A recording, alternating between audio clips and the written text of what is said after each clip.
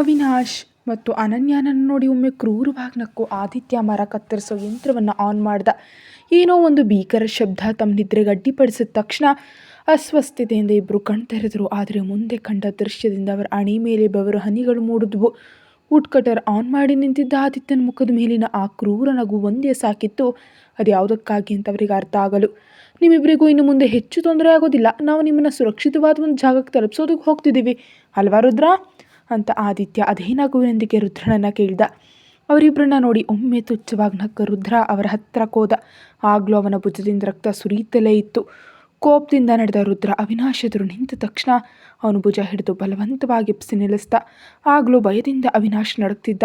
ಕೈ ಮತ್ತು ಕಾಲಿಗೆ ನಾಟಿದ್ದ ಗುಂಡಿನ ನೋವು ನಿಮಿಷ ಕಳೆದಂತೆ ಅಸಹನೀಯವಾಗ್ತಿತ್ತು. ನೋವು ತಡೆಯಲಾರದೆ ಅವನು ಸ್ವಲ್ಪ ಹೊತ್ತು ತೂಕಡಿಸಿದ್ದ. ಆದರೆ ಮುಂದೆ ಕಂಡ ದೃಶ್ಯ ಅವನ ಭಯವನ್ನು ಜಾಸ್ತಿ ಮಾಡಿತು. ರುದ್ರ ಅವನ ಸಲೀಸಾಗಿ ಭುಜ ಹಿಡಿದೆತ್ತಿದಾಗ ಕಾಲು ನೆಲ ಕೂರಲು ಸಾಧ್ಯ ಆಗದೆ ಅವಿನಾಶ್ ರುದ್ರನ ಕೈಯಲ್ಲಿ ಸಿಲುಕು ಒದ್ದಾಡ್ದ. ಅವನ ನೋವನ್ನು ಕಂಡು ಆನಂದಿಸ್ತಾ ಈ ಹಿಂದೆ ತರುಣ್ ಎಲ್ಲಿ ತುಳಿದಿದ್ದನೋ ಅದೇ ಜಾಗಕ್ಕೆ ರುದ್ರ ಮತ್ತೆ ಗಟ್ಟಿಯಾಗಿ ತುಳಿದ. ಆ ನೋವು ತಡೆಯಲಾರದೆ ಅವಿನಾಶ್ ಹಾಕಿದ ಅರಚಾಟಕ್ಕೆ ಅನನ್ಯ ಭಯದಿಂದ ನಡಗದ್ಲು. ಇದೆಲ್ಲವನ್ನ ಕಂಡು ಅವಳು ದಿಗ್ಭ್ರಮೆಗೊಂಡಿದ್ಲು. ಆದರೆ ಒಮ್ಮೆ ಕಿರುಚಲು ಕೂಡ ಅವಳಿಗೆ ಸಾಧ್ಯವಾಗ್ತಿರಲಿಲ್ಲ. ಬಾಯಿ ತೆರೆದರೆ ಹೊರಗೆ ಬರ್ತಿದ್ದದ್ದು ಗಾಳಿ ಮಾತ್ರ. ಆದಿತ್ಯ ಅಷ್ಟು ಬಲವಾಗಿ ಅವಳ ಕುತ್ತಿಗೆಯನ್ನು ಹಿಡಿದಿದ್ದ. ಆದಿತ್ಯ ಅವಳನ್ನೊಮ್ಮೆ ನೋಡಿ ಅವಿನಾಶ್ನ ಹಿಡಿದು ತನ್ನ ಮುಂದೆ ಹಾಕೊಂಡ. ಅವನನ್ನು ದ್ವೇಷದಿಂದ ನೋಡ್ತಾ ಆದಿತ್ಯ ವುಡ್ ಕಟರ್ ಆನ್ ಮಾಡ್ದ. ಅದರ ಶಬ್ದ ಕಿವಿಗೆ ಅಪ್ಪಳಿಸಿದಂತೆ ಇನ್ನು ಮುಂದೆ ನಡೆಯಲಿರೋ ಘೋರ ಘಟನೆಯನ್ನು ನೆನೆದು ಅವಿನಾಶ್ ಭಯದಿಂದ ನಡುಗತೊಡಗ್ದ. ರುದ್ರ ಅವನ ಕಾಲು ಹಿಡಿದು ಇಟ್ಟ ತಕ್ಷಣ ಕ್ಷಣಾರ್ಧದಲ್ಲಿ ಅವನ ಬಲಗಾಲನೆಲ್ಲ ಕತ್ತರಿಸಿಬಿತ್ತು. ಒಂದು ಕ್ಷಣ ಅವಿನಾಶ್ನ ಅರಚಾಟ ಹಳೆ ಬಿಲ್ಡಿಂಗ್ ಉರುಳಿ ಬೀಳುತ್ತೇನೋ ಅನ್ನಿಸ್ತು. ಅವಿನಾಶ್ನ ಭೀಕರ ಅರಚಾಟ ಮತ್ತು ತನ್ನ ಮುಂದೆ ಕತ್ತರಿಸಿ ಬಿದ್ದಿರೋ ಅವನ ಬಲಗಾಲನ್ನು ಕಂಡು ಭಯದಿಂದ ಅನನ್ಯಾಳ ಸರ್ವ ನರನಾಡಿಗಳು ಶಕ್ತಿ ಇಲ್ಲದಂತಾದವು. ಆದರೆ ಅವಿನಾಶ್ನ ಮತ್ತು ಕತ್ತರಿಸಿ ಬಿದ್ದ ಕಾಲನ್ನು ಕಂಡು ರುದ್ರ ಮತ್ತು ಆದಿತ್ಯನ ಕಣ್ಣುಗಳು ಇನ್ನಷ್ಟು ಕ್ರೂರವಾಗಿ ಹೊಳೆದವು. ಅವನ್ನ ನೋಡಿ ಮತ್ತೆ ಕ್ರೂರವಾಗಿ ನಕ್ಕು ಆದಿತ್ಯ ವುಡ್ ಕಟರ್ ಆನ್ ಮಾಡಿ ರುದ್ರನ ಕೈಗೆ ನೀಡಿದ. ಆಗಲೂ ಕತ್ತರಿಸಿ ಹೋದ ತನ್ನ ಕಾಲನ್ನು ಗಟ್ಟಿಯಾಗಿ ಹಿಡ್ಕೊಂಡು ಅವಿನಾಶ್ ಕಿರಿಸ್ತಿದ್ದ. ಆದಿತ್ಯನ ಕೈಯಿಂದ ಯಂತ್ರವನ್ನು ಪಡೆದ ರುದ್ರ ಅವಿನಾಶ್ನ ಹತ್ರ ಹೋದ. ತನ್ನ ಹತ್ರ ಬರ್ತಿರೋ ರುದ್ರನನ್ನು ಕಂಡು ಅವಿನಾಶ್ ಭಯದಿಂದ ನಡಕ್ತಾ ಬೇಡ ಪ್ಲೀಸ್ ನನ್ನ ಕೊಲ್ಲಬೇಡಿ ಅಂತ ಮಾತು ಪೂರ್ತಿಗೊಳಿಸಲು ಸಾಧ್ಯವಾಗದೆ ಕಿರಿಸ್ತಲೇ ಇದ್ದ. ಆದರೆ ಅವನ್ನ ನೋಡಿ ತುಚ್ಛವಾಗಿ ರುದ್ರ ಹೇಳ್ದ, ನಿನ್ನಂಥ ಮಕ್ಕಳಿಗೆ ಕಾಮ ತೀರಿಸ್ಕೊಳ್ಳೋದಕ್ಕೆ ನಾವು ಮನೆಯಲ್ಲಿ ಹೆಣ್ಣು ಮಕ್ಕಳನ್ನ ಬೆಳೆಸ್ತಿಲ್ಲ. ನಿನ್ನಂಥ ಹೊಲಸು ಜನರಿಗೆ ಹೆದರಿ ನಮ್ಮನೆ ಹೆಣ್ಣುಮಕ್ಕಳು ಹೊರಗೆ ಬರೋದಕ್ಕೆ ಸಾಧ್ಯವಾಗೋ ಸ್ಥಿತಿ ಇದೆ. ನನ್ನ ಕವನ ಮಗಳನ್ನ ಕಚ್ಚಿ ಕೀಳುವಾಗ ಸಂತೋಷ ಪಟ್ರಲ್ವೇ ನೀನು? ಈಗ ನಿನ್ನ ಕೈ ಕಾಲುಗಳನ್ನ ಕತ್ತರಿಸಿ ನಾಯಿಗಳಿಗೆ ಹಾಕ್ತೀನಿ.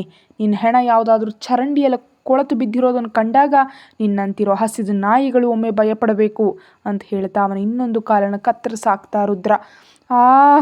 ದೊಡ್ಡದಾಗಿ ಅರ್ಚುತ್ತಾ ಅವನು ಅಳುತ್ತಿರುವಾಗ ಅವನ ನೋವನ್ನು ಆಸ್ವಾದಿಸ್ತಾ ರುದ್ರ ಅವನೆರಡೂ ಕೈಗಳನ್ನ ಕತ್ತರಿಸಿ ತೆಗೆದ. ಕೊನೆಗೆ ಶ್ವಾಸ ನಿಂತ ಅವನ ಶವವನ್ನು ನೋಡಿ ತುಚ್ಛವಾಗಿ ನಕ್ಕರು. ಇದೆಲ್ಲವನ್ನ ಕಂಡು ಭಯದಿಂದ ಅನನ್ಯ ಸಂಪೂರ್ಣವಾಗಿ ಮರಗಟ್ಟಿದ್ಲು.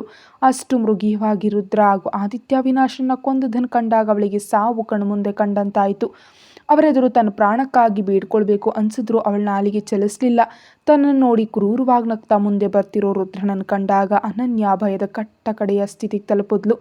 ಆಸರೆಗಾಗಿ ಸುತ್ತಲೂ ನೋಡಿದಾಗ ಅವಳ ಕಣ್ಣಿಗೆ ಬಿದ್ದದ್ದು ಆದಿತ್ಯ. ಏನು ಯೋಚಿಸದೆ ಆದಿತ್ಯನ ಕಾಲಿಗೆ ಬಿದ್ದು ಜೋರಾಗತ್ಲು. ಆ ಕ್ಷಣದಲ್ಲಿ ಅವಳಿಗೆ ತಪ್ಪು ಒಪ್ಪು ಲಜ್ಜೆ ಅಥವಾ ಅವಮಾನ ಯಾವುದೂ ಇರಲಿಲ್ಲ. ತನ್ನ ಪ್ರಾಣ ಉಳಿಸ್ಕೊಳ್ಬೇಕು ಎಂಬ ಆಸೆ ಮಾತ್ರ ಇತ್ತು. ತನ್ನ ಕಾಲು ಹಿಡಿದು ಬೇಡ್ತಿರೋ ಅನನ್ಯಾಳನ್ನು ಆದಿತ್ಯ ನೋಡ್ದ. ನಾನು ನಿನ್ನ ಎಂದಿಗೂ ಉಳಿಸೋದಿಲ್ಲ ಅನನ್ಯ. ನೀನು ಈ ರೀತಿ ನೀಡಿದ್ದು ನನ್ನ ತಂಗಿಗೆ, ನೀನು ನಾಶಪಡಿಸಲು ಯತ್ನಿಸಿದ್ದು ನನ್ನ ತಮ್ಮನ ಜೀವನ, ನೀನು ವಂಚಿಸಿದ್ದು ನನ್ನ ಕುಟುಂಬವನ್ನು. ಇನ್ನು ನಾನಿನ್ನ ಸುಮ್ಮನೆ ಬಿಟ್ಟರೆ ನಾಳೆ ನನ್ನ ಮಗಳ ಮೇಲೆಯೂ ನೀನು ಇವನಂತಹ ಕಾಮಕನನ್ನು ಕಳಿಸ್ತೀಯಾ? ನಾನೊಬ್ಬ ಹೆಣ್ಣುಮಗುವಿನ ಅಪ್ಪ ಅಲ್ವಾ? ಆದರೆ ನಿನಗೆ ಕ್ಷಮೆ ಇಲ್ಲ. ಕೆಲವೇ ಕ್ಷಣಗಳಲ್ಲಿ ಆ ರೂಮ್ನಲ್ಲಿ ಅನನ್ಯಾಳ ಅರಚಾಟವು ಪ್ರತಿಧ್ವನಿಸಿತು. ಚೂರು ಚೂರಾಗಿ ಬಿದ್ದಿರೋ ಆ ಮೃತ ದೇಹಗಳನ್ನು ಆದಿತ್ಯ ಮತ್ತು ರುದ್ರ ಅತೀವ ದ್ವೇಷ ಮತ್ತು ಕೋಪದಿಂದ ನೋಡಿದ್ರು. ಇನ್ಮೇಲೆ ರಂಜನಿ ಮತ್ತು ರುದ್ರನ ಭೇಟಿ ಸಮಯ. ರುದ್ರ ತನ್ನ ಗಾರ್ಡರ್ಗಳನ್ನು ಕರೆದು ಅಲ್ಲಿಂದ ಆ ಹೆಣಗಳನ್ನ ಸಾಗಿಸೋದಕ್ಕೆ ಹೇಳ್ದ. ನಂತರ ನೇರವಾಗಿ ಫ್ಲ್ಯಾಟ್ಗೆ ಹೋದ. ಆದಿತ್ಯ ಆಸ್ಪತ್ರೆಗೆ ಹೋಗೋಣ ಅಂದರೂ ಅವನು ಒಪ್ಪಲಿಲ್ಲ. ಹೇಗೂ ಮಾಡಿ ರುದ್ರ ಆದಿತ್ಯನ ಮನೆಗೆ ಕಳಿಸ್ಕೊಟ್ಟ. ರಂಜನಿ ಆಸ್ಪತ್ರೆಯಲ್ಲಿ ಡ್ರಿಪ್ಸ್ ಏರಿಸಿ ಮಲಗಿಸಲಾಗಿತ್ತು. ಅತಿಯಾದ ಪ್ರಮಾಣದ ಡ್ರಗ್ಸ್ ದೇಹಕ್ಕೆ ಇಂಜೆಕ್ಟ್ ಆಗಿದ್ದರಿಂದ ಅವಳಿಗೆ ಮಾರನೇ ದಿನ ಬೆಳಿಗ್ಗೆ ಪ್ರಜ್ಞೆ ಬರೋದು ಅಂತ ಡಾಕ್ಟರ್ ಹೇಳಿದರು. ರಾಹುಲ್ ಅವನ ಆಸ್ಪತ್ರೆಗೆ ತಲುಪಿಸಿದಾಗ ಸಮಯ ರಾತ್ರಿ 8 ಗಂಟೆ ಆಗಿತ್ತು. ರುದ್ರ ಫ್ಲ್ಯಾಟ್ ತಲುಪಿದಾಗ ರಾತ್ರಿ 10 ಗಂಟೆ ಆಗಿತ್ತು. ತಕ್ಷಣ ಸ್ನಾನ ಮಾಡಿ ಫ್ರೆಶ್ ಆದ. ಭುಜದಿಂದ ಆಗಲೂ ರಕ್ತ ಹೊಸರ್ತಿತ್ತು. ಕಾಟನ್ ಬಳಸಿ ರಕ್ತನೆಲ್ಲ ಒರೆಸಿದ ನಂತರ ಫಸ್ಟ್ ಏಡ್ ಬಾಕ್ಸ್ನಲ್ಲಿದ್ದ ಆಯಿಂಟ್ಮೆಂಟ್ ಹಚ್ಕೊಂಡ. ನಂತರ ತಕ್ಷಣ ಒಂದು ಶರ್ಟ್ ಮತ್ತು ಪ್ಯಾಂಟ್ ಧರಿಸಿ ನೇರವಾಗಿ ಆಸ್ಪತ್ರೆಗೆ ಹೋದ. ರಂಜಿನಿಯನ್ನು ಇನ್ನೂ ನೋಡದೇ ಇರಲು ತನಗೆ ಸಾಧ್ಯವಿಲ್ಲ ಎಂಬುದು ಅವನಿಗೆ ಖಚಿತವಾಯಿತು. ತಕ್ಷಣ ಕಾರ್ ತೆಗೆದುಕೊಂಡು ಆಸ್ಪತ್ರೆಗೆ ಹೋದ. ರಂಜಿನಿಯನ್ನು ಅಡ್ಮಿಟ್ ಮಾಡಿರೋ ಅದೇ ಆಸ್ಪತ್ರೆಯಲ್ಲಿ ರಾಕೇಶ್ ಕೂಡ ಇದ್ದಾನೆ. ಅವನ ತಲೆಗೆ ಏಟು ಬಿದ್ದಿದ್ದರಿಂದ 8 ಹೊಲಿಗೆಗಳು ಬಿದ್ದಿದ್ದವು. ರುದ್ರ ಕಾರ್ ಪಾರ್ಕ್ ಮಾಡಿ ನೇರವಾಗಿ ರಿಸೆಪ್ಷನ್ ಹತ್ರ ಹೋದ.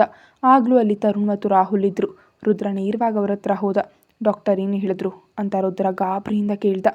ಹೆದರಬೇಡಿ, ಡ್ರಗ್ಸ್ ದೇಹಕ್ಕೆ ಸೇರಿರೋದ್ರಿಂದ ನಾಳೆ ಬೆಳಿಗ್ಗೆ ಪ್ರಜ್ಞೆ ಬರೋದು. ಈಗ ರೂಮಿಗೆ ಶಿಫ್ಟ್ ಮಾಡಿದ್ದಾರೆ ಅಂದರು. ಸರಿ, ಹಾಗಾದರೆ ನೀವು ಹೊರಡಿ, ನಾನು ಇರ್ತೀನಿ ಅಂತ ರುದ್ರ ಹೇಳಿ ನೇರವಾಗಿ ರಂಜನಿ ಮಲಗಿರೋ ರೂಮಿಗೆ ಹೋದ. ಒಳಗೆ ಪ್ರವೇಶಿಸಿದಂತೆ ಅವನಿಗೆ ಅತೀವ ಅಸ್ವಸ್ಥತೆ ಉಂಟಾಯಿತು. ರಂಜನಿಗೆ ತಾನು ಮಾಡಿದ ತಪ್ಪುಗಳೆಲ್ಲ ಅವನನ್ನು ಭೇಟಿಯಾಡಿದಂತೆ ಅನಿಸ್ತು. ಸ್ವಲ್ಪ ಹಿಂಜರಿಕೆ ಆದರೂ ರುದ್ರ ರೂಮಿನ ಬಾಗಿಲು ತೆರೆದು ಒಳಗೆ ಬಂದ. ರಂಜನಿ ಗಾಢ ನಿದ್ರೆಯಲ್ಲಿದ್ಲು. ಆಸ್ಪತ್ರೆ ಡ್ರೆಸ್ ಧರಿಸಿದ್ಲು. ಮುಖವೆಲ್ಲ ಬಾಡಿ ಹೋಗಿತ್ತು. ಕೆನ್ನೆ ಮತ್ತು ಕೈ ಮೇಲಿನ ಗುರುತುಗಳು ಸ್ಪಷ್ಟವಾಗಿ ಕಾಣುತ್ತಿದ್ದವು. ಅದನ್ನು ಕಂಡು ಅವನಿಗೆ ನೋವಾಯಿತು. ಏನು ಮಾತಾಡದೆ ರುದ್ರ ರಂಜನಿ ಹತ್ರ ಹೋದ. ಅವಳ ಹಣೆ ಮೇಲೆ ಪ್ರೀತಿಯಿಂದ ಮುತ್ತಿಕ್ಕುವಾಗ ಅವನ ಕಣ್ಣಿನಿಂದ ಒಂದು ಹನಿ ನೀರು ಅವಳ ಮುಖದ ಮೇಲೆ ಬಿತ್ತು. ಕ್ಷಮಿಸು ರಂಜನಿ, ಎಲ್ಲ ನನ್ನ ತಪ್ಪು. ನನ್ನ ಧಾವಂತ ಇನ್ನು ಮುಂದೆ ನಿನ್ನ ನೋಯಿಸೋದಿಲ್ಲ. ಬಂಗಾರದಂತೆ ನೋಡ್ಕೊಳ್ತೀನಿ. ನನ್ನ ಬಿಟ್ಟು ಹೋಗಬೇಡ ಅಂತ ಅವಳ ಮುಖ ನೋಡಿ ಪ್ರಾಮಾಣಿಕವಾಗಿ ಹೇಳುವಾಗ ಕಣ್ಣು ತುಂಬಿ ಬಂತು. ಅವಳನ್ನ ಒಮ್ಮೆ ನೋಡಿ ಅವಳ ಪಕ್ಕದಲ್ಲಿ ಮಲಗ್ದ. ಒಂದು ಕೈಯಿಂದ ಅವಳನ್ನ ಅಪ್ಕೊಂಡು ಮಲಗಿದಾಗಲೂ ಅವನ ಕಣ್ಣುಗಳು ಹರಿಯುತ್ತಲೇ ಇದ್ದವು. ಸುಸ್ತಿನಲ್ಲಿ ತಿರುಗಿ ಮಲಗಿದ ರಂಜನಿ ಅವನ ಎದೆಗೆ ಮುಖವೊತ್ತಿ ಮಲಕ್ಕೊಂಡ್ಳು. ಅವನು ಅವಳನ್ನ ಇನ್ನಷ್ಟು ಹತ್ತಿರ ಸೆಳೆದು ಮಲಗ್ದ. ಆಗ ರುದ್ರನ ತುಟಿಯಲ್ಲಿ ಒಂದು ನಗು ಇತ್ತು. ರಂಜನಿ ಮಲಗಿರೋ ಬೆಡ್ ಮೇಲೆ ಅವಳನ್ನ ಅಪ್ಕೊಂಡು ಅಂದು ರಾತ್ರಿ ರುದ್ರ ನಿದ್ರಿಸ್ದ. ಸ್ವಸ್ಥತೆಯಿಂದ ಸಮಾಧಾನದಿಂದ. ಮನೆಯಲ್ಲಿ ಬದಲಾವಣೆ. ಬೆಳಿಗ್ಗೆ ಶಂಕರ್ ಗೌಡ್ರು ರೆಡಿ ಆಗ್ತಿದ್ರು. ಬಿಳಿ ಜುಬ್ಬ ಮತ್ತು ಶರ್ಟ್ ಹಾಕ್ಕೊಂಡು. ಅಷ್ಟರಲ್ಲಿ ಅಲ್ಲಿಗೆ ಅಜ್ಜಿ ಬಂದರು. ಅವರಿಗೆ ಚಹಾದ ಕಪ್ ನೀಡಿದ ನಂತರ ಏನೂ ಮಾತಾಡದೆ ತಲೆ ತಗ್ಸಿ ನಿಂತರು. ನಿನಗೆ ನನ್ನ ಹತ್ರ ಏನು ಹೇಳಬೇಕಿದೆ ಅಂತ ಕಪ್ ಚಹಾ ಸವಿಯುತ್ತಾ ಗಂಭೀರವಾಗಿ ಶಂಕರ್ ಗೌಡ್ರು ಕೇಳಿದ್ರು. ನಾನು ಬರಲಾ? ನನಗೂ ಆ ಮಗುವನ್ನು ಒಮ್ಮೆ ನೋಡಬೇಕು ಅಂತ ಅನಿಸ್ತಿದೆ. ಎಲ್ಲದಕ್ಕೂ ಕ್ಷಮೆ ಕೇಳಬೇಕು ಅಂತ ತಲೆ ತಗ್ಸಿ ಕುತೂಹಲದಿಂದ ಪಶ್ಚಾತ್ತಾಪದಿಂದ ಹೇಳುವಾಗ ಅವರ ಕಣ್ಣುಗಳು ತುಂಬಿದ್ವು. ಗಂಭೀರವಾಗಿ ಹೇಳಿ ಶಂಕರ್ ಗೌಡ್ರು ಮುಂದೆ ನಡೆದ್ರು. ಬಾಗಿಲಿನ ಹತ್ರ ಬಂದಾಗ 10 ಕೆಂಪಾದ ಕಣ್ಣುಗಳೊಂದಿಗೆ ತಲೆ ತಗ್ಸಿ ನಿಂತಿರೋ ಸರಸ್ವತಿಯವರ ಗಮನಕ್ಕೆ ಬಂದರು. ಸರಸ್ವತಿಗೆ ಏನು ಬೇಕು ಅಂತ ಅದೇ ಗಂಭೀರತೆಯಿಂದ ಕೇಳಿದ್ರು. ಅಪ್ಪಾಜಿ, ನಾನು ನಿಮ್ಮ ಜೊತೆ ಬರಲಾ? ನನಗೆ ರಂಜನಿ ಮಗಳ ಹತ್ರ ಕ್ಷಮೆ ಕೇಳಬೇಕು ಎಲ್ಲದಕ್ಕೂ ಅಂತ ಹೇಳುವಾಗ ತಡೆಯಲಾಗದೆ ಸರಸ್ವತಿಯ ಕಣ್ಣೀರು ನೆಲಕ್ಕೆ ಬಿತ್ತು. ಅವಳಿಗೇನು ಹೇಳಬೇಕಂತ ಶಂಕರ್ ಗೌಡ್ರಿಗೂ ಅರ್ಥ ಆಗಲಿಲ್ಲ. ರುದ್ರ ಮದುವೆಯಾದವನ ಹೆಂಡತಿಯಾಗಿಯೇ ರಂಜನಿ ಮೊದಲು ಈ ಮನೆಗೆ ಬಂದಳು. ಆದರೂ ಅವಳಿಗೆ ಸೊಸೆ ಸ್ಥಾನ, ಗೌರವದ ಹಕ್ಕು ಅಥವಾ ಅಧಿಕಾರವನ್ನು ನೀನಾಗಲಿ ಇವಳಾಗಲಿ ಕೊಡಲಿಲ್ಲ. ಸಾಲದಕ್ಕೆ ರಂಜನಿಯನ್ನು ಜೀವನದಿಂದ ಹೊರಹಾಕಿ ಅಲ್ಲಿ ಅನನ್ಯಾಳನ್ನು ತರಬೇಕು ಎಂಬುದೇ ನಿಮ್ಮಿಬ್ಬರ ಆಸೆಯಾಗಿತ್ತು. ಆ ನಾಲಾಯಕ್ ಹುಡುಗಿಯನ್ನು ಕುರುಡಾಗಿ ನಂಬುವಾಗ, ಅವಳು ಹೇಳಿದ ಪ್ರತಿಯೊಂದು ಸುಳ್ಳು ಕತೆಗಳನ್ನ ನಂಬುವಾಗ, ಈ ಮನೆಯೆಲ್ಲ ತೀವ್ರ ನೋವು ಸಹಿಸಿ ಒಂದು ದೂರು ನೀಡದೆ ಕಳೆದ 6 ತಿಂಗಳು ಅವಳು ಬಾಳಿದ್ಲು. ಕೊನೆಗೆ ಕವನಾಳಿಗೆ ಗಾಡಿ ಹೊಡೆದದ್ದು ಅವಳೇ ಅಂತ ಹೇಳಿ ಜುಟ್ಟು ಹಿಡಿದು ಆಕ್ಷೇಪಿಸಿ ನೀನು ಮನೆ ಹೊಸ್ತಿಲಿನಿಂದ ಹೊರ ಹಾಕಿದಾಗ ಒಂದು ಶಬ್ದ ಎತ್ತಲು ಸಾಧ್ಯವಾಗದೆ ನಾನು ನಿಂತೆ. ಯಾಕಂದರೆ ಅರಿಯದೆಯೇ ಆದರೂ ರಂಜನಿ ಕೈಯಿಂದ ನಡೆದ ಒಂದು ಅಚಾತುರ್ಯ ಅದೇ ಕವನಾಳನ್ನು ಈ ಸ್ಥಿತಿ ತಂದಿದೆ ಅಂತ ನಾನು ನಂಬಿದ್ದೆ. ಆದರೆ ಅಂದು ಅವಳ ಅಣ್ಣ ಬಂದು ಅವಳನ್ನ ಇಲ್ಲಿಂದ ಕರ್ಕೊಂಡು ಹೋಗುವಾಗ ತಡಿಬೇಕನ್ಸಿದ್ರು ನಂಗೆ ಸಾಧ್ಯವಾಗಲಿಲ್ಲ. ಯಾಕಂದರೆ ತಂಗಿ ಕೈಯಿಂದಾದ ಒಂದು ಅಚಾತುರ್ಯಕ್ಕೆ ಅವನು ಮಾಡಬೇಕಾದನ್ನೆಲ್ಲ ಮಾಡಲಿಲ್ವೇ? ಕವನ ಮಗಳ ಜೀವ ಉಳಿಸ್ಲಿಲ್ವಾ? ಆದರೂ ಅವನಿಗೆ ಪ್ರತಿಯಾಗಿ ನೀವು ಮಾಡಿದ್ದೇನು? ಅವನು ಹೇಳಿದಂತೆ ತಿಳಿಯದ ತಪ್ಪಿನ ಹೆಸರಿನಲ್ಲಿ ನಿನ್ನ ಮಗನೇ ಅವಳ ಮದುವೆ ಮುರಿದು ಸಂಬಂಧಿಕರಿಂದ ಮತ್ತು ಸ್ವಂತದವರಿಂದ ಅವಳನ್ನ ದೂರ ಮಾಡಿ ಇಲ್ಲಿ ಕರ್ಕೊಬಂದ. ಈ ಮನೆ ಸೊಸೆಯಾಗಿದ್ದರೂ ನಿನ್ನ ಮಗನ ಹೆಂಡತಿಯಾಗಿದ್ದರೂ ಅವಳು ತನ್ನ ಸಂಪೂರ್ಣ ಸಮಯವನ್ನು ಕಳೆದಿದ್ದು ಕವನ ಮಗಳ ಶುಶ್ರೂಷೆ ಮಾಡಲು. ಅದಕ್ಕಲ್ವೇ ನಿನ್ನ ಮಗ ಅವಳಿಗೆ ಕೊಟ್ಟ ಶಿಕ್ಷೆ? ಅದು ಸಾಲದೆಂಬಂತೆ ನಿಮ್ಮ ಕಡೆಯಿಂದ ಬೇರೆ ಶಿಕ್ಷೆಗಳು. ಕಳೆದ 6 ತಿಂಗಳು ಅವಳು ಈ ಮನೆಯಲ್ಲಿ ಎಷ್ಟೊಂದು ಮಾನಸಿಕ ಒತ್ತಡ ಅನುಭವಿಸಿರಬಹುದು ಯೋಚಿಸಿ ನೋಡು. ಇಷ್ಟೆಲ್ಲ ಆದಮೇಲೆ ಈಗ ಎಲ್ಲದಕ್ಕೂ ಕಾರಣ ಅನನ್ಯ ಅಂತ ಕೇಳಿದಾಗ ಕ್ಷಮೆ ಕೇಳಬೇಕಂತೆ. ಅವಳ ಮುಂದೆ ಹೋಗಿ ನಿಲ್ಲಲು ನಿಮಗೆ ಸಾಧ್ಯವಾ? ಗೊತ್ತು, ಎಲ್ಲವೂ ನನ್ನ ತಪ್ಪು, ನನ್ನ ಸ್ವಾರ್ಥ, ನನ್ನ ಕ್ಷಮಿಸಿ ಅಂತ ಹೇಳಿ ಬಿಕ್ಕಿ ಬಿಕ್ಕಿ ಅಳ್ತಾ ಸರಸ್ವತಿ ಶಂಕರ್ ಗೌಡ್ರ ಕಾಲಿಗೆ ಬಿದ್ಲು. ಇದೆಲ್ಲವನ್ನ ಕಂಡು ಮೌನವಾಗಿ ಅಳೋದಷ್ಟೇ ಪಾರ್ವತಮ್ಮನಿಗೆ ಸಾಧ್ಯ ಆಯಿತು. ಒಂದು ಕ್ಷಣ ತನ್ನ ಕಾಲಿಗೆ ಬಿದ್ದ ಸರಸ್ವತಿಯನ್ನು ನೋವಿನಿಂದ ನೋಡಿದ್ರು. ಅನನ್ಯಾಳ ಮೇಲಿದ್ದ ಅವರ ಅತಿಯಾದ ನಂಬಿಕೆ ಮತ್ತು ರುದ್ರನ ಮೇಲಿದ್ದ ಅತಿಯಾದ ಪ್ರೀತಿಯೇ ಎಲ್ಲದಕ್ಕೂ ಕಾರಣ. ತನ್ನ ಕಾಲಿಗೆ ಬಿದ್ದ ಸರಸ್ವತಿ ಕೈ ಹಿಡಿದು ಎಬ್ಬಿಸುವಾಗ ಅವರು ಒಂದೇ ಮಾತು ಹೇಳಿದ್ರು. ಮೊದಲು ನಾನು ಹೋಗಿ ಮಾಹಿತಿ ಪಡೆದು ನಂತರ ಫೋನ್ ಮಾಡ್ತೀನಿ. ಒಂದು ವೇಳೆ ಈ ಕುಟುಂಬವನ್ನು ಕ್ಷಮಿಸಲು ಆ ಮಗು ಸಿದ್ಧಳಿದ್ರೆ ಅವಳು ಮತ್ತು ರುದ್ರ ನಾವೆಲ್ಲರೂ ಸಂತೋಷವಾಗಿ ಬಾಳ್ತೀವಿ. ಒಂದು ವೇಳೆ ಅವಳಿಗೆ ಬರೋದಕ್ಕೆ ಆಸಕ್ತಿ ಇಲ್ಲದಿದ್ದರೆ ನಾವೆಲ್ಲರೂ ಅವಳಿಗೆ ಕಾಯ್ತೀವಿ. ಶಂಕರ್ ಗೌಡ್ರು ಪ್ರಯಾಣ ಬೆಳೆಸಿದಾಗ ರಂಜನಿ ಮರಳಿ ಬರಬೇಕು ಅಂತ ಎಲ್ಲರೂ ಒಂದೇ ಸಮನಾಗಿ ಆಶಿಸಿದ್ರು. ತರುಣ್ ಮತ್ತು ರಾಹುಲ್ ಬೆಳಗ್ಗೆ ಆಸ್ಪತ್ರೆಗೆ ಹೊರಟರು. ರುದ್ರ ರಾತ್ರಿ ಬರೋದಿಲ್ಲ ಅಂತ ಹೇಳಿದ್ರಿಂದ ಅವನಿಗೆ ಬೇಕಾದ ಬಟ್ಟೆಗಳನ್ನ ತೆಗೆದುಕೊಂಡು ಹೊರಟಿದ್ರು. ತರುಣ್ ಮತ್ತು ರಾಹುಲ್ ರಂಜಿನಿ ಮಲಗಿರೋ ರೂಮಿನ ಹತ್ರ ಹೋದರು. ರಂಜಿನಿ ಹೇಗೆ ಪ್ರತಿಕ್ರಿಯಿಸಬಹುದು ಎಂಬ ಬಗ್ಗೆ ಇಬ್ಬರಿಗೂ ಅತೀವ ಆತಂಕ ಇತ್ತು. ಅಷ್ಟರ ಮಟ್ಟಿಗೆ ಅವಳನ್ನ ಎಲ್ಲರೂ ಆ ಮನೆಯಲ್ಲಿ ಒಂಟಿಯಾಗಿಸಿದ್ರಲ್ವೇ? ಸ್ವಲ್ಪ ಹಿಂಜರಿಕೆಯಿಂದ ರೂಮಿನ ಬಾಗಿಲು ತೆರೆದಾಗ ಬೆಡ್ ಮೇಲಿದ್ದ ದೃಶ್ಯ ಕಂಡು ಅವರ ಕಣ್ಣುಗಳು ಅರಳಿದ್ವು. ತುಟಿಯಲ್ಲಿ ನಗು ಮೂಡಿತು. ರುದ್ರನ ಎದೆ ಮೇಲೆ ತಲೆ ಇಟ್ಟು ಮಲಗಿದ ರಂಜಿನಿ ಮತ್ತು ಅವಳನ್ನ ತನ್ನತ್ತ ಸೆಳೆದು ಹಿಡಿದು ಮಲಗಿದ್ದ ರುದ್ರ. ಆ ದೃಶ್ಯ ಇಬ್ಬರಲ್ಲೂ ಮಂದಹಾಸ ತಂತು. ಅವ್ರನ್ನ ಒಮ್ಮೆ ನೋಡಿ ಬಾಗಿಲು ಮುಚ್ಚಿ ಅವರು ಹೊರಗೋದ್ರು. ಅತ್ತಿಗೆ ಮತ್ತು ತನ್ನ ಅಣ್ಣ ಈ ರೀತಿ ಇರೋದ್ರಿಂದ ಅದಕ್ಕೆ ಅವ್ರನ್ನ ಕ್ಷಮಿಸಿದ್ದಾರೆ ಅನಿಸುತ್ತೆ ಅಂತ ತರುಣ್ ರಾಹುಲ್ನನ್ನು ನೋಡಿ ನಗ್ತಾ ಹೇಳ್ದ. ಇಲ್ಲ ಕಣೋ, ನನಗಾಗ ಅನಿಸ್ತಿಲ್ಲ. ಅಷ್ಟರ ಮಟ್ಟಿಗೆ ಅದಕ್ಕೆ ನಮ್ಮ ಮನೇಲಿ ಅನುಭವಿಸಿದ್ದಾರೆ. ಅಣ್ಣ ಒಮ್ಮೆ ಹತ್ತಿರ ಸೇರಿಸಿ ಹಿಡಿದಿಲ್ಲ, ಬದಲಾಗಿ ಒಂದು ಅಚಾತುರ್ಯದ ಹೆಸರಲ್ಲಿ ಪರಮಾವಧಿ ಆಗಿ ಶಿಕ್ಷೆ ನೀಡಿದ್ದಾರೆ. ಅದು ಮಾನಸಿಕವಾಗಿಯೂ ಹೌದು, ದೈಹಿಕವಾಗಿಯೂ ಹೌದು ಅಂತ ರಾಹುಲ್ ಹೇಳ್ದ. ರಾಹುಲ್ ಹೇಳಿದ ಮಾತಿನ ಬಗ್ಗೆ ಯೋಚಿಸಿದಾಗ ಅದು ಸರಿ ಅಂತ ತರುಣ್ಗನ್ನಿಸ್ತು. ಅಷ್ಟರಲ್ಲಿಗೆ ಶಂಕರ್ ಗೌಡ್ರು ಬರೋದನ್ನು ಅವರು ಕಂಡ್ರು. ಅವ್ರ ಜೊತೆ ಆದಿತ್ಯ ಕೂಡ ಇದ್ದ. ಶಂಕರ್ ಗೌಡ್ರನ್ನ ಕಂಡ ತಕ್ಷಣ ಇಬ್ಬರು ತಲೆ ತಗ್ಸಿ ನಿಂತರು. ಅವ್ರನ್ನ ಒಮ್ಮೆ ಗಂಭೀರವಾಗಿ ನೋಡಿ ಶಂಕರ್ ಗೌಡ್ರು ರೂಮಿನ ಬಾಗಿಲು ತೆರೆದು ಒಳಗೆ ಹೋದರು. ಆಗಲೂ ಇಬ್ಬರು ಗಾಢ ನಿದ್ರೆಯಲ್ಲಿದ್ದರು. ಅವರನ್ನು ಕಂಡು ಶಂಕರ್ ಗೌಡರ ತುಟಿಯಲ್ಲಿ ನಗು ಮೂಡಿತು. ಅವ್ರನ್ನ ಮತ್ತೊಮ್ಮೆ ನೋಡಿ ಶಂಕರ್ ಗೌಡ್ರು ಮತ್ತು ಆದಿತ್ಯ ರೂಮ್ನಿಂದ ಹೊರಗೆ ಹೋದರು. ಸೂರ್ಯನ ಬೆಳಕು ಕಣ್ಣಿಗೆ ತಗುಲಿದ ತಕ್ಷಣ ರಂಜಿನಿ ಅಸ್ವಸ್ಥತೆಯಿಂದ ಕಣ್ತೆರೆದ್ಲು. ತನಗಷ್ಟೊಂದು ಪರಿಚಿತವಾದ ಆ ಸಾಮೀಪ್ಯ ಮತ್ತು ಗಂಧವನ್ನು ಗುರುತಿಸಲು ಅವಳಿಗೆ ಹೆಚ್ಚು ಸಮಯ ಬೇಕಾಗಲಿಲ್ಲ. ಮೆಲ್ಲನೆ ಕಣ್ತೆರೆದ ರಂಜಿನಿಗೆ ಕಂಡಿದ್ದು ಅವನ ಎದೆ. ತಕ್ಷಣ ಪ್ರಜ್ಞೆ ಬಂದವಳಂತೆ ರಂಜಿನಿ ಗಾಬರಿಯಿಂದ ಕಣ್ತೆರೆದು ಬೆಡ್ ಎದ್ದು ಕೂತ್ಲು. ಮೊದಲ 3 ಗುಂಡಿಗಳು ಬಿಚ್ಚಿದ್ದ ಅವನ ದೇಹದ ಭುಜದ ಮೇಲಿರೋ ಬ್ಯಾಂಡೇಜ್ ಅವಳ ಗಮನಕ್ಕೆ ಬಂತು. ಹಿಂದಿನ ದಿನದ ನೆನಪುಗಳು ಮನಸ್ಸಿಗೆ ಬಂದಂತೆ ರಕ್ತ ಸುರಿತಿದ್ದ ಅವನ ಭುಜ ನೆನಪಾಗಿ ಅವಳ ಕೈ ಅತ್ತ ಚಲಿಸ್ತು. ಜೊತೆಗೆ ಅವಳ ಕಣ್ಣುಗಳು ತುಂಬಂದವು. ಆದರೆ ತಕ್ಷಣ ರಂಜಿನಿ ಕೈ ಹಿಂತೆಗೆದುಕೊಂಡು ಬಾತ್ರೂಮ್ಗೆ ಹೋದ್ಲು. ರುದ್ರ ಮೆಲ್ಲನೆ ಕಣ್ತೆರೆದಾಗ ಶೂನ್ಯವಾಗಿದ್ದ ಬೆಡ್ ಕಾಣ್ತು. ಮುಖ ಸುಕ್ಕುಗಡಿಸಿ ಎದ್ದಾಗ ಬಾತ್ರೂಮ್ ಬಾಗಿಲು ತೆರೆದು ರಂಜಿನಿ ಒಳಗೆ ಬಂದ್ಲು. ಅವಳನ್ನ ಕಂಡ ತಕ್ಷಣ ರುದ್ರನ ಕಣ್ಣುಗಳು ಅರಳಿದ್ವು. ಆದರೆ ರಂಜಿನಿ ಅವನನ್ನು ಗಮನಿಸದೆಯೇ ಬೆಡ್ ಹತ್ರ ನಡೆದ್ಲು. ಸ್ವಲ್ಪ ನಿರಾಶೆಯಾದರೂ ಅವಳ ಜೊತೆ ಮಾತನಾಡಲು ರುದ್ರ ನಿರ್ಧರಿಸಿದ. ರಂಜಿನಿ ಅಂತ ಕರೆದು ರುದ್ರ ಹತ್ರ ಹೋದಾಗ ಅವಳು ತಕ್ಷಣ ಮುಂದೆ ಹೋದ್ಲು. ಆದರೆ ರುದ್ರ ಅವಳ ಕೈ ಹಿಡಿದು ನಿಲ್ಲಿಸ್ದ. ನಿಲ್ಲು ರಂಜಿನಿ, ನಂಗೆ ನಿನ್ನ ಹತ್ರ ಮಾತಾಡಬೇಕಿದೆ. ಆದರೆ ಕೋಪದಿಂದ ಅವನ ಕೈಯನ್ನು ಕೊಡುವದ್ಲು. ನನ್ನ ಮುಟ್ಟಬೇಡಿ, ನನಗೆ ಯಾರ ಹತ್ರವೂ ಏನು ಮಾತಾಡಲಿಕ್ಕಿಲ್ಲ ಅಂತ ರಂಜಿನಿ ಅರ್ಚಿದ್ಲು. ಮೊದಲ ಬಾರಿಗೆ ತನ್ನ ಮೇಲೆ ಕೋಪದಿಂದ ಧ್ವನಿ ಎತ್ತುತ್ತಿರೋ ರಂಜಿನಿಯನ್ನು ಕಂಡು ಅವನು ಆಶ್ಚರ್ಯದಿಂದ ನೋಡ್ದ.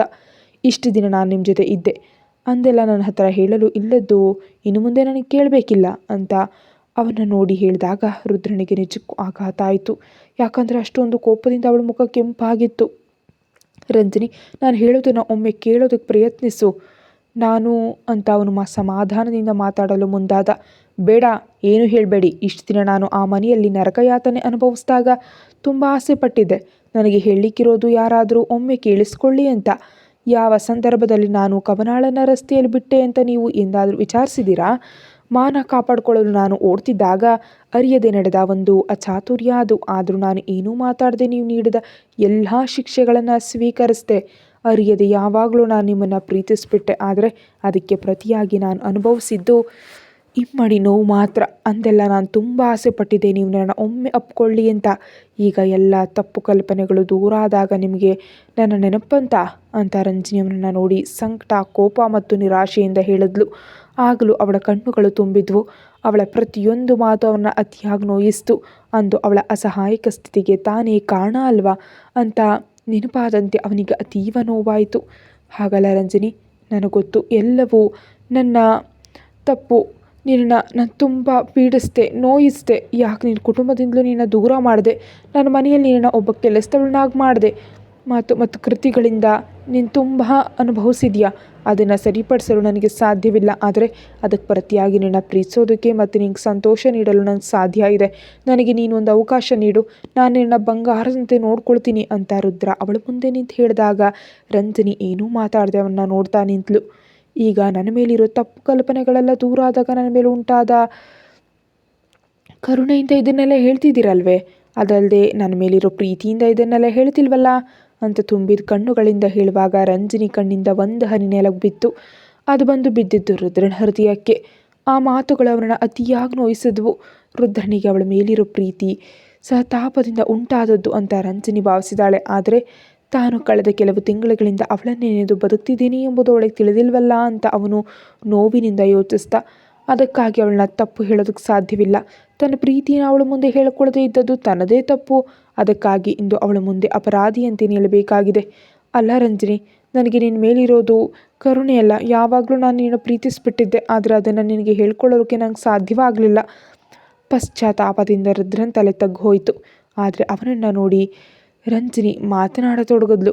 ಯಾಕೆ ಸಾಧ್ಯ ಆಗಲಿಲ್ಲ? ನಾನು ನಿಮ್ಮ ಮನಸ್ಸಿನಲ್ಲಿ ಅಪರಾಧಿಯಾಗಿದ್ದ ಕಾರಣಕ್ಕಲ್ವೇ? ಅಣ್ಣ ಬರದೇ ಹೋಗಿದ್ರೆ ಜೀವನ ಇಡೀ ನೀವು ನನ್ನ ಮೇಲಿರೋ ದ್ವೇಷದಿಂದಲೇ ಬದುಕ್ತಿದ್ದಿರಲ್ವೇ? ನೀವು ಮಾತ್ರ ಅಲ್ಲ, ಆ ಮನೆಯಲ್ಲಿರೋ 2-3 ಜನರನ್ನು ಹೊರತುಪಡಿಸಿ ಬಾಕಿ ಎಲ್ರಿಗೂ ನನ್ನ ಮೇಲೆ ದ್ವೇಷ ಅಲ್ವೇ, ಕೋಪ. ಆ ದೊಡ್ಡ ಮನೆಯಲ್ಲಿ ನಾನು ಯಾವಾಗಲೂ ಒಂಟಿಯಾಗಿದ್ದೆ. ನನ್ನ ಜೊತೆ ಮಾತಾಡೋದಕ್ಕೆ, ನನ್ನ ಮಾತು ಕೇಳಲು ಅಶಕ್ತಳಾಗಿ ಮಲಗಿದ್ದ ಕವನ ಮಾತ್ರ ಇದ್ಲು. ಅಂದು ಮದುವೆ ಮಂಟಪದಲ್ಲಿ ಎಲ್ಲರ ಮುಂದೆ ನನ್ನ ಒಬ್ಬ ಅಪರಾಧಿ ಅಂತ ಮುದ್ರೆ ಹೊತ್ತಿದ್ರಿ. ನನ್ನ ಕುಟುಂಬದಿಂದ ನನ್ನ ದೂರ ಮಾಡಿದ್ರಿ, ನನ್ನನ್ನು ದ್ವೇಷಿಸುವಂತೆ ಮಾಡಿದ್ರಿ. ನನ್ನ ಸಮ್ಮತಿಯೂ ಇಲ್ಲದೆ ಅಲ್ವೇ ನೀವು ನನ್ನನ್ನು ಮದುವೆಯಾದದ್ದು? ರಂಜಿನಿಯ ಪ್ರತಿಯೊಂದು ಪ್ರಶ್ನೆಯೂ ರುದ್ರನ ಹೃದಯಕ್ಕೆ ನಾಡ್ತು. ಅವಳು ಹೇಳ್ತಿರೋ ಪ್ರತಿಯೊಂದು ಆರೋಪವನ್ನು ಕೇಳಲು ತಾನು ಅರ್ಹ ಅಂತ ಅವನಿಗೆ ತಿಳಿದಿತ್ತು. ರುದ್ರನ ತಲೆ ರಂಜಿನಿ ಮುಂದೆ ತಗ್ಗೋಯ್ತು. ಹೃದಯ ಒಡೆಯುವಷ್ಟು ನೋವಾದರೂ ಅವನು ಒಂದು ಶಬ್ದವನ್ನು ಎದುರಿಸಿ ಮಾತಾಡಲಿಲ್ಲ. ಆದರೆ ರಂಜಿನಿಯ ಮನಸ್ಸು ಪೂರ್ತಿ ಇಷ್ಟು ದಿನ ವಂಚಿಸಲ್ಪಟ್ಟ ನೋವಿನಿಂದ ತುಂಬಿತ್ತು. ಎಷ್ಟು ಬಾರಿ ನೀವು ನನ್ನ ಕೆಟ್ಟವಳು ಅಂತ ಕರೆದು ಮುದ್ರೆ ಹೊತ್ತಿದ್ರಿ. ಆ ಮನೆಯಲ್ಲಿ ನಿಮ್ಮ ಹೆಂಡತಿಯಾಗಿ ಬಾಳ್ತಿದ್ರು ನಿಮ್ಮ ಮನಸ್ಸಲ್ಲಿ ನಾನು ಒಬ್ಬ ಕೆಲಸದವಳಾಗಿದ್ದೆ, ಅಲ್ಲ ಅದಕ್ಕಿಂತಲೂ ಕೀಳಾಗಿದ್ದೆ ಅಂತ ಹೇಳುವಾಗ ರಂಜಿನಿ ಗಂಟಲು ಬಿಗಿತಿತ್ತು. ಅವಳು ಒಳಗಿದ್ದ ಸಂಕಟಗಳು ಅರಿಯದೆಯೇ ಹೊರಬಂದವು. ಕಣ್ಣುಗಳಿ ತುಂಬಿ ಧ್ವನಿ ನಡಕ್ತು. ಆದರೆ ತುಂಬಿ ಹರಿಯುವ ಕಣ್ಣೀರನ್ನು ಅವಳು ಹಠದಿಂದ ಒರೆಸ್ಕೊಂಡ್ಳು. ಇದೆಲ್ಲವನ್ನ ನಾನು ಕ್ಷಮಿಸ್ತಿದ್ದೆ, ಆದರೆ ಸ್ವಂತ ಹೆಂಡತಿಯ ಮುಂದೆ ಅನ್ಯ ಸ್ತ್ರೀಯನ್ನು ಅಪ್ಕೊಂಡು ನಿಂತ ನಿಮ್ಮನ್ನು ಕಂಡಾಗ ನಾನು ಅನುಭವಿಸಿದ ನೋವು. ನನ್ನನ್ನು ನೀವು ಎಷ್ಟೊಂದು ಕಡೆಗಣಿಸಿದ್ರಿ. ಎಷ್ಟೋ ಬಾರಿ ನಾನು ಒಬ್ಬ ಹೆಣ್ಣು ಎಂಬುದನ್ನು ನೋಡದೆ ನನ್ನ ನೋಯಿಸ್ಲಿಲ್ವಾ? ಆ ದೊಡ್ಡ ಮನೆಯಲ್ಲಿ ಒಂಟಿಯಾಗಿ ಕಳೆದ ದಿನಗಳನ್ನ ನೆನೆಸ್ಕೊಂಡ್ರೆ ಅಂತ ರಂಜನೆ ಕಣ್ಣುಗಳನ್ನ ಗಟ್ಟಿಯಾಗಿ ಮುಚ್ಕೊಂಡ್ಳು. ನೀವು ಅಂಗೀಕರಿಸದಿದ್ದರೂ ನಾನು ನಿಮ್ಮ ಹೆಂಡತಿಯಾಗಿದ್ದೆ, ಕಾನೂನುಬದ್ಧವಾಗಿ ನೀವು ನನ್ನ ಗಂಡನಾಗಿದ್ರಿ. ಆದರೂ ಅಂತ ನೆನೆಸ್ಕೊಂಡು ರಂಜಿನಿ ಒಮ್ಮೆ ಬಿಕ್ಕಳಿಸಿದ್ಲು.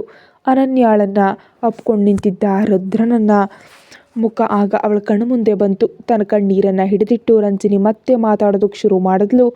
ಅಂದು ನಾನು ಕಂಡ ಆ ನೋವಿನ ದೃಶ್ಯ ಇಂದಿಗೂ ನನ್ನ ಕಣ್ಮುಂದೆ ಮರೆಯಾಗದೆ ನಿಂತಿದೆ. ಅನನ್ಯಾಳನ್ನು ಅಪ್ಕೊಂಡು ನಿಂತಿದ್ದು ನೀವು ಅಂತ ರಂಜಿನಿ ಕೋಪ ಮತ್ತು ನೋವಿನಿಂದ ಹೇಳಿದಾಗ ರುದ್ರ ತಲೆ ಎತ್ತಿ ಅವಳನ್ನ ನೋಡ್ದ. ತುಂಬಿದ ಕಣ್ಣುಗಳನ್ನ ಕಂಡಾಗ ಅವನ ಹೃದಯದ ಭಾರ ಹೆಚ್ಚಾಯಿತು. ಅವನನ್ನು ನೋಡದೆ ರಂಜಿನಿ ಮುಂದುವರೆಸಿದ್ಲು. ನೆನಪಿದೆಯೇ ನನ್ನ ಮುಂದೆ ನೀವು ಅನನ್ಯಾಳನ್ನು ಅಪ್ಕೊಂಡಿದ್ದು ಮತ್ತು ಅವಳ ಜೊತೆ ಹೊರಗೆ ಹೋಗಿದ್ದು? ಅಂದು ನಾನು ಅರಿತುಕೊಂಡೆ ನಿಮ್ಮ ಮನಸ್ಸಲ್ಲಿ ನನಗೆ ಎಂಥ ಸ್ಥಾನ ಇದೆ ಅಂತ. ಅದಕ್ಕಲ್ವೇ ಆ ದೃಶ್ಯ ನನ್ನ ಅಷ್ಟೊಂದು ನೋಯಿಸಿದ್ದು? ಅಂದಿನ ನೆನಪುಗಳು ಬಂದಂತೆ ರಂಜಿನಿಗೆ ಮತ್ತೆ ಕಣ್ಣೀರು ಹರಿಯಿತು. ಆದರೆ ಇನ್ನೂ ಸುಮ್ಮನಿರಲು ಅವಳು ಸಿದ್ಧಳಿರಲಿಲ್ಲ. ಎಷ್ಟೋ ಬಾರಿ ನೀವು ಅಕ್ಕರೆಯಿಂದ ನನ್ನ ಅಪ್ಕೊಂಡಾಗ ನಾನು ಭಾವಿಸಿದ್ದೆ ಆ ಮನಸ್ಸಿನ ಯಾವುದೋ ಮೂಲೆಯಲ್ಲಿ ನನಗೆ ಸ್ಥಾನ ಇದೆ ಅಂತ. ಸತ್ಯ ಹೇಳಬೇಕಂದ್ರೆ ಇಂದಿಗೂ ನನಗೆ ಅದಕ್ಕೆ ಉತ್ತರ ಸಿಕ್ಕಿಲ್ಲ. ಕೆಲವು ಸಮಯದಲ್ಲಿ ನನ್ನ ಪ್ರೀತಿಯಿಂದ ಹತ್ರ ಸೆಳೆದ ನೀವು ಸ್ವಲ್ಪ ಸಮಯದ ನಂತರ ದ್ವೇಷದಿಂದ ದೂರ ತಳ್ಳಿದಿರಿ. ಅಂದೆಲ್ಲ ನಾನು ನಿಮ್ಮ ಪರವಾಗಿ ಯೋಚಿಸೋದಕ್ಕೆ ಪ್ರಯತ್ನಿಸ್ತಿದ್ದೆ. ಸ್ವಂತ ತಂಗಿ ಜೀವನವನ್ನು ನಾಶಪಡಿಸಿದ ಹೆಣ್ಣಿನ ಜೊತೆ ಯಾವುದೇ ಅಣ್ಣ ಹೀಗೆ ವರ್ತಿಸ್ತಾನೆ ಅಂತ ನಾನೇ ಸಮಾಧಾನ ಮಾಡ್ಕೊಳ್ತಿದ್ದೆ. ಆದರೆ ಕವನಾಳ ಅಪಘಾತದ ಬಗ್ಗೆ ನನಗೆ ಸಂಶಯವಿದ್ದ ಕಾರಣಕ್ಕೆ ನಾನು ಯಾರೂ ತಿಳಿಯದಂತೆ ಆರಿಫ್ ಮೂಲಕ ರಹಸ್ಯವಾಗಿ ತನಿಖೆ ಮಾಡಿಸಿದೆ. ಆದರೆ ಅಲ್ಲೂ ನನಗೆ ಪರೀಕ್ಷೆಗಳೇ ಎದುರಾದವು. ಎಲ್ಲ ಸಾಕ್ಷಿಗಳು ಸಿಕ್ಕಿವೆ ಅಂತ ಅವನು ಹೇಳ್ದ. ಆದರೆ ಅದರ ನಡುವೆ ನಾವು ಮದುವೆಗೆ ಹೋಗಬೇಕಾಯಿತು. ಅಂದು ನಿಮ್ಮೇಲಿದ್ದ ನನ್ನ ಪ್ರೀತಿ ಅರಿಯದೇ ಎಲ್ಲೇ ಮೀರಿತ್ತು. ಅಂದಿನ ದಿನದ ನಂತರ ನಿಮ್ಮಲ್ಲಿ ಕಂಡ ಬದಲಾವಣೆಯನ್ನು ಒಪ್ಕೊಳ್ಳೋದಕ್ಕೋ ಅಥವಾ ಪೂರ್ಣವಾಗಿ ತಳ ಹಾಕೋದಕ್ಕೋ ಅಂತ ನನಗೆ ಅರ್ಥ ಆಗಲಿಲ್ಲ. ಒಂದೇ ಸಮಯದಲ್ಲಿ ನೀವು ನನಗೆ ನಿರೀಕ್ಷೆ ನೀಡ್ತಿದ್ದೀರಿ ಮತ್ತು ನಿರಾಶೆಗೊಳಿಸ್ತಿದ್ದೀರಿ. ಅಂದೆಲ್ಲ ನಾನು ಬಯಸಿದ್ದು ನಿಮ್ಮ ಸಾಮೀಪ್ಯ ಮಾತ್ರವಾಗಿತ್ತು. ಆದರೆ ಸತ್ಯಗಳನ್ನೆಲ್ಲ ತಿಳಿದ ಮೇಲೆ ನಿಮ್ಮಮ್ಮ ನನ್ನ ಜುಟ್ಟು ಹಿಡಿದು ಆ ಮನೆಯಿಂದ ಹೊರ ಹಾಕುವಾಗ ಅದಕ್ಕೆ ಕೆಲವು ನಿಮಿಷಗಳ ಮೊದಲು ಅನನ್ಯ ನನಗೆ ಹೇಳಿದ್ಲು, ಕವನಾಳನ್ನು ಈ ಸ್ಥಿತಿಗೆ ತಂದವಳು ಅವಳೇ ಅಂತ. ಆಗಲೂ ನನಗೆ ಸತ್ಯಗಳು ಪೂರ್ತಿ ತಿಳಿದಿರಲಿಲ್ಲ. ಆದರೆ ನಾನು ಕಾರು ಬಡಿದ ಕಾರಣಕ್ಕೆ ಕವನಾಳ ತನಗೆ ಅಷ್ಟು ದೊಡ್ಡ ಗಾಯವಾಗಲು ಸಾಧ್ಯವಿಲ್ಲ ಅಂತ ನಂಗೆ ಖಚಿತವಾಗಿತ್ತು. ಈಗ ಅದನ್ನು ಮಾಡಿದವಳೇ ಒಪ್ಕೊಂಡಿದ್ದಾಳೆ. ಆದರೆ ಆ ಸಮಯದಲ್ಲಿ ಸತ್ಯಗಳನ್ನ ಹೇಳೋದಕ್ಕೆ ನನಗೆ ಸಾಧ್ಯ ಆಗ್ತಿರಲಿಲ್ಲ. ಹೇಳಿದ್ರು ಯಾರು ನಂಬ್ತಿರಲಿಲ್ಲ. ತಲೆ ತಿರುಗಿಸಿ ನಿಂತಿದ್ದ ತಾತ, ಚಿಕ್ಕಮ್ಮ, ಲತಾ, ಅದಕ್ಕೆ ಎಲ್ಲರೂ ನನ್ನ ತಪ್ಪು ತಿಳಿದಿದ್ದಾರೆ ಅಂತ ನನಗೆ ಖಚಿತವಾಯಿತು. ಆಗಲೂ ನಾನು ಬಯಸಿದ್ದು ನೀವು ಬಂದು ನನ್ನನ್ನು ಅಪ್ಕೊಳ್ಳಿ ಅಂತ. ಆ ಸಮಯದಲ್ಲಿ ಅಣ್ಣ ಬರದೆ ಹೋಗಿದರೆ ನನಗೆ ಯಾವುದೂ ತಿಳಿತಿರಲಿಲ್ಲ. ಸತ್ಯ ಹೇಳಬೇಕಂದ್ರೆ ಕವನ ರೇಪ್ ಆಗಿದ್ದಾಳೆ ಅಂತ ನನಗೆ ಅಣ್ಣ ಹೇಳೋವರೆಗೆ ತಿಳಿದೇ ಇರಲಿಲ್ಲ. ಆ ವಿಷಯ ಅಣ್ಣನ ಜೊತೆಗೆ ನಿಮಗೂ ತಿಳಿದಿತ್ತು ಅಂತ ತಿಳಿದಾಗ ಒಮ್ಮೆ ಸತ್ತು ಹೋದರೆ ಸಾಕು ಅನ್ನಿಸ್ತು ನನಗೆ. ಯಾವಾಗಲೂ ಹೇಳ್ತಿದ್ರಲ್ವೇ ಕವನ ಈ ಸ್ಥಿತಿಗೆ ಬರೋದಕ್ಕೆ ನಾನು ಕಾರಣ ಅಂತ. ನನ್ನ ಕಾರು ಅವಳಿಗೆ ಬಡ್ದಿದ್ರಿಂದಲೇ ಹೀಗಾಯಿತು ಅಂತ. ಆ ಹೆಸರಿನಲ್ವೇ ನಾನು ಮದುವೆ ಮುರಿದದ್ದು ಮತ್ತು ನನ್ನ ಜೀವನ ನಾಶಪಡಿಸಿದ್ದು. ನಂತರ ನನ್ನ ಕಾರ್ ತಗಲಿ ಅವಳಿಗೆ ಆ ದೊಡ್ಡ ಅಪಘಾತ ಸಂಭವಿಸಿಲ್ಲ ಅಂತ ತಿಳಿದಿದ್ರು, ಯಾರೋ ಕ್ರೂರವಾಗಿ ಅವಳನ್ನು ಈ ಸ್ಥಿತಿಗೆ ತಂದಿದ್ದಾರೆ ಅಂತ ತಿಳಿದಿದ್ರು, ನೀವು ಉದ್ದೇಶಪೂರ್ವಕವಾಗಿ ನನ್ನ ಇದರಲ್ಲಿ ಎಳೆದು ತರ್ತಿರಲ್ವೇ ಅಂತ ರಂಜನಿ ಕೇಳಿದಾಗ ರುದ್ರ ಬೆಚ್ಚಿಬಿದ್ದ. ರಂಜನಿ ಅಂತ ಅವನು ನೋವಿನಿಂದ ಅವಳನ್ನ ಕರೆದ. ಆದರೆ ಅವಳು ಏನೂ ಮಾತಾಡಲಿಲ್ಲ, ಅವನ ಮುಖವನ್ನು ನೋಡಲಿಲ್ಲ. ತನ್ನ ಕಣ್ಣೀರು ಅವನಿಗೆ ಕಾಣದಂತೆ ಅವಳು ಮರೆ ಮಾಡಿದ್ಲು. ಆದರೆ ಅವಳ ಒಳಗೆ ಒಂದು ಜ್ವಾಲಾಮುಖಿ ಉರಿತಿತ್ತು. ಯಾರೋ ಅವಳನ್ನ ರೇಪ್ ಮಾಡಿದ್ದನ್ನು ಮುಚ್ಚಿಟ್ಟು ಆ ತಪ್ಪನ್ನಂತಲೇ ಕಟ್ಟಿ ಮಾಡ ತಪ್ಪಿಗಲ್ವೇ ಇಷ್ಟು ದಿನ ನನ್ನ ಶಿಕ್ಷಿಸಿದ್ದು. ಯಾವುದಕ್ಕಾಗಿದೆಲ್ಲ? ರುದ್ರ ಏನೂ ಮಾತಾಡಲಿಲ್ಲ. ಅವನಲ್ಲಿ ಉತ್ತರ ಇಲ್ಲ. ಇಷ್ಟು ದಿನ ನನಗೆ ಮಾತಾಡೋದಕ್ಕೆ ಸ್ವಾತಂತ್ರ್ಯ ಇರಲಿಲ್ಲ. ಮಾಡ ತಪ್ಪನ್ನು ನನ್ನ ಮೇಲೆ ಹೊರಿಸಿ ನೀವು ನನ್ನ ಬಾಯಿ ಮುಚ್ಚಿದ್ರಿ. ಆದರೆ ಇಂದು ನಾನು ಹೇಳಬೇಕಾದನ್ನೆಲ್ಲ ಹೇಳಬೇಕು. ಕವನ ತೊಂದರೆಗೆ ಸಿಲುಕಿದ್ದು ನನ್ನಿಂದಲ್ಲ ಅಂತ ತಿಳಿದಿದ್ರೂ ಇಷ್ಟೊಂದು ನೋಯಿಸೋದಕ್ಕೆ ನಿಮಗೆ ನನ್ನ ಮೇಲೆ ಅಷ್ಟೊಂದು ದ್ವೇಷ ಇತ್ತಾ? ಅಷ್ಟೊಂದು ಸೇಡಿತ್ತಾ? ಈ 6 ತಿಂಗಳ ಕಾಲ ನೀವು ಯಾರ ಮೇಲೂ ಇರೋ ಸಿಟ್ಟನ್ನು ನನ್ನ ಮೇಲೆ ತೀರಿಸ್ಕೊಳ್ತಿದ್ರಿ ಅಲ್ವೇ? ತಂಗಿಯ ಜೀವನ ನಾಶಪಡಿಸಿದವನನ್ನು ಹಿಡಿಯಲು ಸಾಧ್ಯವಾಗದ ಹತಾಶೆ ಅಥವಾ ಅವಳನ್ನು ರಕ್ಷಿಸಲು ಸಾಧ್ಯವಾಗದ ನಿಮ್ಮ ಅಪರಾಧ ಭಾವನೆ, ಇದೆಲ್ಲವನ್ನು ಕಳೆದ 6 ತಿಂಗಳು ನೀವು ನನ್ನ ಮೇಲೆ ತೀರಿಸ್ತಿದ್ರಿ. ನಿಮ್ಮ ತಪ್ಪು ಮರೆಯಲು ನಿಮಗೆ ಒಬ್ಬ ಅಪರಾಧಿ ಬೇಕಿತ್ತು. ಆ ಚೀಟಿ ನನಗೆ ಬಿತ್ತು. ನಿಮ್ಮ ಬಲಿಪಶು ನಾನು. ಅದಕ್ಕಲ್ವೇ ಮಾನಸಿಕವಾಗಿ ಮತ್ತು ದೈಹಿಕವಾಗಿ ನನ್ನ ಪೀಡಿಸಿದ್ದು, ನನ್ನನ್ನು ತಪ್ಪಿತಸ್ಥೆ ಅಂತ ಕರೆದು ಆಕ್ಷೇಪಿಸಿದ್ದು. ಅಂದು ಮನೆಯವರೆಲ್ಲ ಸತ್ಯ ತಿಳಿದು ನನ್ನ ಹೊರ ಹಾಕ್ತಿದ್ರೆ, ಅಕಸ್ಮಾತ್ ಅಣ್ಣ ಆಗ ನನ್ನ ಹುಡುಕಿ ಬರದೇ ಹೋಗಿದ್ದರೆ, ಇಲ್ಲಿ ಬೆಕ್ಕಿನ ಆಟದಂತೆ ನನ್ನ ಜೀವನ ಮತ್ತು ಭಾವನೆಗಳ ಜೊತೆ ನೀವು ಆಟ ಆಡ್ತಿದ್ರಲ್ವೇ? ಎಂದಾದರೂ ನಿಮ್ಮ ಹೃದಯದಲ್ಲಿ ಸ್ಥಾನ ಸಿಗ್ಬೋದು ಅಂತ ಎಲ್ಲವನ್ನ ಸಹಿಸಿ ನಾನು ಒಬ್ಬ ಹುಚ್ಚಿಯಂತೆ ಬಾಳ್ತಿದ್ದೆ ಅಲ್ವೇ? ಯಾಕಂದರೆ ನಾನು ನಿಮ್ಮನ್ನು ಹುಚ್ಚವಾಗಿ ಪ್ರೀತಿಸ್ತಿದ್ದೆ. ಅಲ್ಲ, ಇಂದಿಗೂ ಪ್ರೀತಿಸ್ತಿದ್ದೀನಿ. ಆದರೆ ಆ ಪ್ರೀತಿಯ ಹೆಸರಿನಲ್ಲಿ ನಿಮ್ಮೆಲ್ಲ ತಪ್ಪುಗಳನ್ನ ನಾನು ಕ್ಷಮಿಸೋದಿಲ್ಲ ಅಂತ ರಂಜನಿ ನೋವಿನಿಂದ ಹೇಳಿದಾಗ ಅವಳ ಕಣ್ಣಿನಿಂದ ಹರಿತಿರೋದು ಕಣ್ಣೀರಲ್ಲ, ರಕ್ತ ಅಂತ ರುದ್ರನಿಗನ್ನಿಸ್ತು. ಆದರೆ ಅದಕ್ಕಿಂತ ದೊಡ್ಡ ಗಾಯ ಅವನ ಹೃದಯಕ್ಕಾಗಿತ್ತು. ಕತೆ ಮುಂದುವರಿಯುತ್ತೆ. ಹೆಚ್ಚಿನ ವಿಡಿಯೋಗಾಗಿ ಚಾನಲ್ ಸಬ್ಸ್ಕ್ರೈಬ್ ಮಾಡಿ ಮತ್ತು ಮೆಂಬರ್ಶಿಪ್ ತಗೊಳ್ಳಿ.